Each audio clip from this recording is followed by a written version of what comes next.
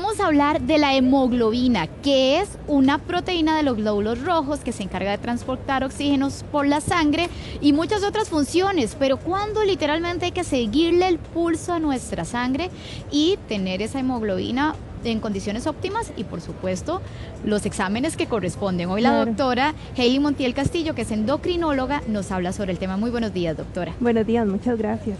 Doctora, ¿cuándo se manda a analizar la hemoglobina? Bueno, idealmente tenemos que hacer siempre algún tipo de estudio hasta preventivo, ¿verdad? No necesariamente tenemos que estar enfermos para medir la hemoglobina, pero desde la infancia, de hecho, cuando hacemos los controles de niño sano en el niño, casualmente, siempre es importante revisarles por lo menos un hemograma y así pues conforme vamos aumentando nuestros años en la vida.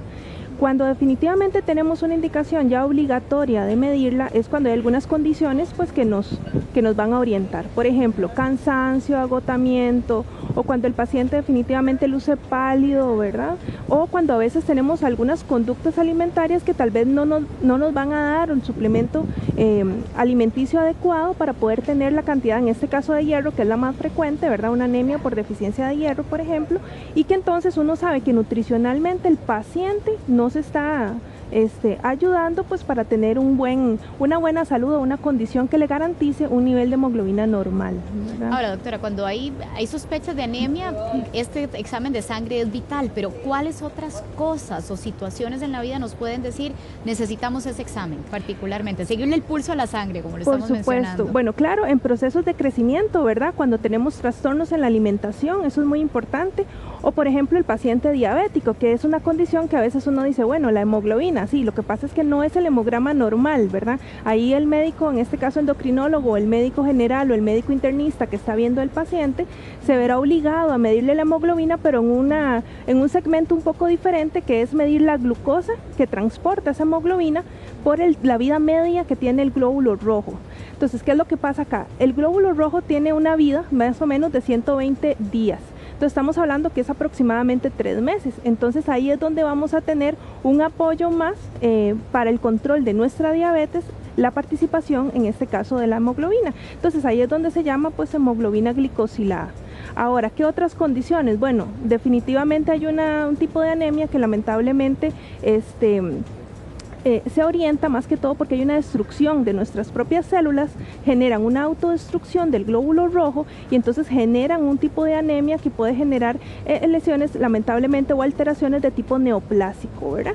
Entonces, eso es importante, pues lamentablemente cuando asociamos ya pérdida de peso, un desgaste crónico en el paciente y que ahí pues en este caso pues incluye la participación de un médico hematólogo, ¿verdad? Que haga un buen estudio desde el punto de vista de su hemoglobina y su hemograma como tal, identificar la causa propiamente con otro tipo de estudios de apoyo para poder ver si es algo pues un poco más allá que una simple anemia, ¿verdad? Porque no solamente nos podemos centrar en la anemia de origen de trastornos nutricionales, sino que hay algunas patologías propiamente en hueso, donde se forman los glóbulos rojos y todas las células de la sangre que nos van a orientar a un tipo de trastorno de hemoglobina, anemias ya un poco más serias, ¿verdad? Ahora, doctora, ¿qué pasa con ese paciente que le dijeron tiene la hemoglobina baja? ¿Cuáles son las manifestaciones de ese paciente? ¿Qué siente él? Cansancio, definitivamente el cansancio, ajá.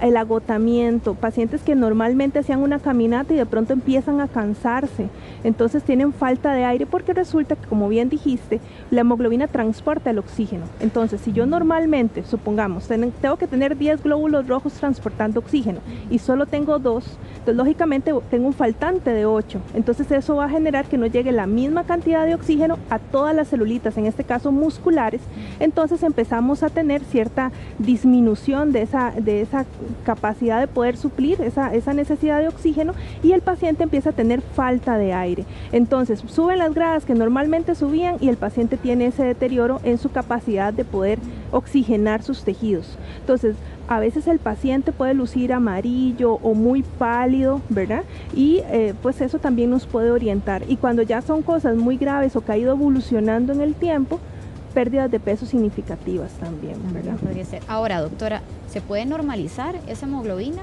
Sí, claro. ¿Cómo lo hacemos? Más bien sería la pregunta. Bueno, primero la nutrición debe ser una nutrición equilibrada, ¿verdad? Eso es importantísimo. Si definitivamente, a pesar de tener la nutrición equilibrada, tenemos algún tipo de deterioro inmunológico o tenemos alguna circunstancia que no necesariamente depende de nuestra alimentación, ahí es donde el médico tiene que intervenir, ¿verdad? Si es por hierro, pues a veces hay suplementos de hierro que muchas veces, por ejemplo, se utiliza en el embarazo, ¿verdad? Porque lamentablemente a veces no es capaz de suplirse la cantidad de oxígeno que se necesita tanto para el niño como para la madre, y entonces ahí se ocupan hierro.